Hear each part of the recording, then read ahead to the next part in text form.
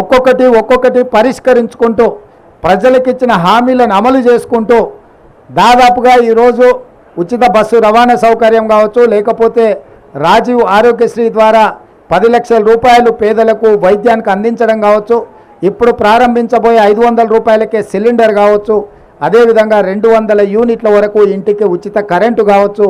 మేము వచ్చిన 60 రోజుల్లో 25,000 ప్రభుత్వ ఉద్యోగ ఖాళీలను భర్తీ చేసినాం.